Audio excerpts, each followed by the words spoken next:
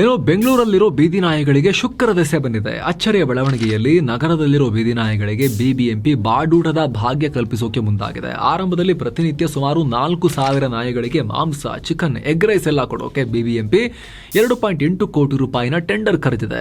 ಈ ಮೂಲಕ ದೇಶದಲ್ಲಿ ಇದೇ ಮೊದಲ ಬಾರಿಗೆ ಸರ್ಕಾರ ಒಂದು ಬೀದಿ ನಾಯಿಗಳಿಗೆ ಊಟ ಹಾಕೋ ಯೋಜನೆ ತಗೊಂಡ್ಬಂದಂತಾಗಿದೆ. ನಾಯಿಗಳಿಗೆ ಹೊಟ್ಟೆ ತುಂಬಾ ಊಟ ಹಾಕಿದ್ರೆ ಅವರು ದಾಳಿ ಮಾಡೋದಿಲ್ಲ ಮನುಷ್ಯರ ಮೇಲೆ ಅನ್ನೋ ಲೆಕ್ಕಾಚಾರ ಅಂತ ಇದು. ಈ ಟೆಂಡರ್ಗೆ ಅರ್ಜಿ ಸಲ್ಲಿಸೋ ಏಜೆನ್ಸಿಗಳಿಗೂ ಕೂಡ ಬಿಬಿಎಂಪಿ ಸಿಕ್ಕಾಪಟ್ಟೆ ಕಂಡೀಷನ್ಸ್ ಹಾಕಿದೆ. ಜುಲೈ 17ರಿಂದ ಈ ಟೆಂಡರ್ ಓಪನ್ ಆಗುತ್ತೆ. ಇದಕ್ಕೆ ಸಾರ್ವಜನಿಕರಿಂದ ಬಹಳ ವಿರೋಧ ಕೇಳಿ ಬರ್ತಾ ಇದೆ. ನಾಯಿ ಅಂದ್ರೆ ಪ್ರೀತಿ ಇರ್ಲಿ, ಆದ್ರೆ ಈ ಯೋಜನೆ ಯಾಕೆ? ಮೊದಲೇ ಜನರಿಗೆ ತುಂಬಾ ಜನಕ್ಕೆ ಊಟ ಸಿಗ್ತಾ ಇಲ್ಲ.